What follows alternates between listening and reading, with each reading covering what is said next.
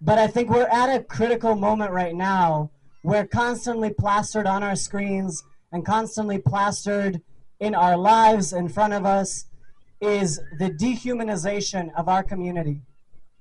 And at the same time, right, as trans people, those of us who don't live at the intersections of a lot of different, life experiences, might look over and see the same dehumanization happening to immigrants, to Muslims, to Arabs, to Palestinians, to student activists, to people with disabilities, to people with disabilities, absolutely.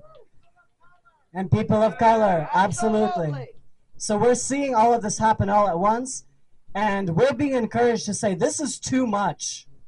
I need a breather, and I need a hot bath, and I need something else. But the most, alcohol. The most difficult thing that we can do, and the most important thing that we can do, is take a deep breath and say, I'm going to do the uncomfortable thing.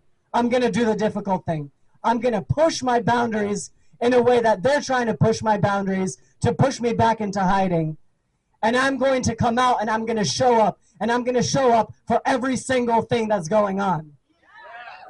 So to the people who have said or who have had people tell you, oh, you're trans, you need to be quiet. No! We're trans, we need to be loud. To the people who say, you're trans, you can't afford to talk about Palestine. We're the ones who should be talking the most. We face dehumanization at the exact same time. How dare we not talk about Palestine? How dare we not talk about racism? How dare we not talk about ICE? We should be the ones to know best.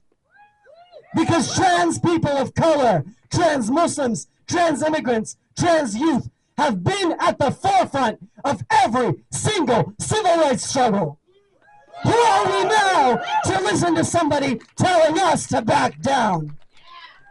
We can't afford to back down. Our morals, our values, our truth in our heart, our survival, every single thing that we know to be right demands to us, do not back down. Do not stay silent. Don't do the easy thing. And that realization is what is going to build a movement of unity. It's what's going to build a movement of people who reject transphobia, of people who reject, oh, well, we can be quiet about genocide this once because there's a lot of other things happening. We can build a movement of people who reject that. We can build a movement of people who will never stop talking about racist police brutality. And we have an announcement for y'all actually about that. If you want to pull your phones out and pull your little calendars out, because I was doing way too much this morning. I didn't bring y'all flyers, so I'm going to announce it now. April 14th. Who knows what happened on April 14th in New Haven? Anyone? Malik Jones was murdered by East Haven police that chased this young unarmed black man into New Haven. Every year we've held a memorial in his honor. We're trying to get the street corner renamed after him. We honor his mom, Emma Jones, who's been showing up for communities in New Haven and around the country and standing against police brutality. 5:30 p.m., 14th of April, pop it in your phones at the corner of Haven and Grand Avenue. Y'all got that? If you want to know more information, talk to Norm. Where's Norm? There's Norm in the vest. Norm has been organizing alongside Miss Emma for years and years and years and years. We got to show up in solidarity. So that's a little announcement for y'all.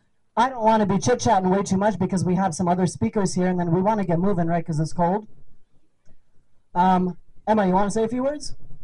Cool. We have Emma from the Democratic Socialists of America, who's been an amazing organizer also with Trans Haven and has been doing a lot of our work around mutual aid, really supporting community members from other community members, and has also been doing a lot of work around the legislation that has been happening in Connecticut that's supposed to protect us and also keep